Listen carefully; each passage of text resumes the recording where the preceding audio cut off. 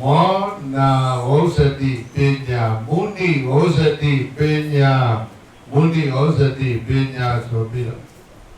ဘုန်းကြီးတို့စာပေမှာရှိရေဘေးနဲ့လေဘေးတဲ့ဒေသတွေအတွက်တီတကူဆရာတော်ရဲ့ဥဆောင်မှုနဲ့ကျွန်တော်တို့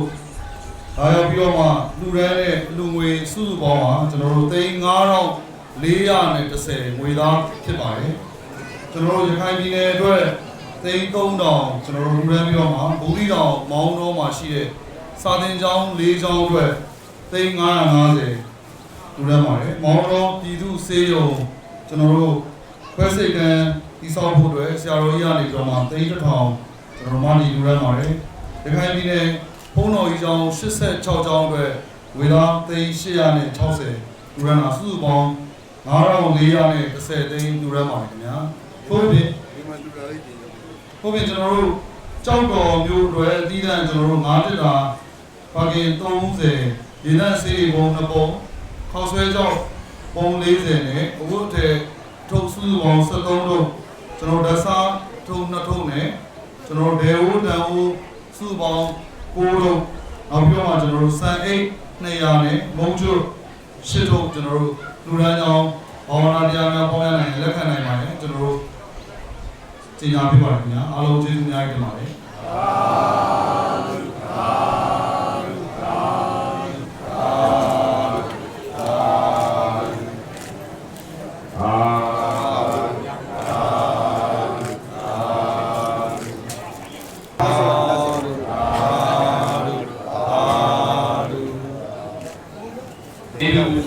ဆရာတော်ရှင်ပြလက်စေပြထိမှမှု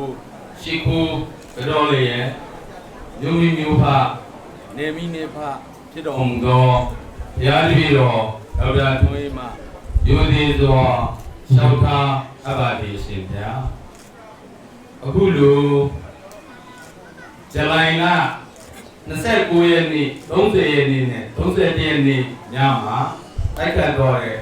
မုန်တိုင်းကြောင့်မုန်နီနဲ့ပတ်သက်လို့ဘုရားတပည့်တော်တို့ကိုဟောကြားရှင်းပြတဲ့အတွက်ကြောင့်ဇလုံးတစ်ပါးသာမှတ်သားရတဲ့ကာလေန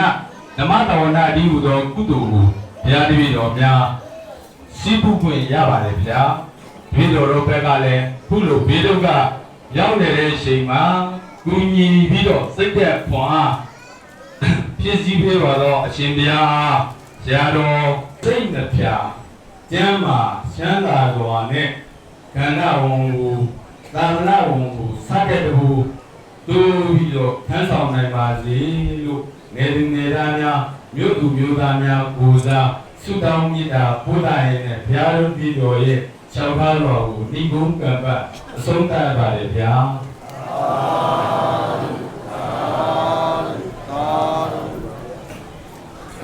ငါတို့ဖြစ်ရ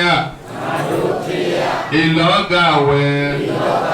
ဘဝသမိုင်းဘယိုင်းစီယစိတ်မှမချမာနမပါတို့ဆွမ်းရာဖြင့်တို့သာသနာတို့ဒီရောကိုသာယာစေမှု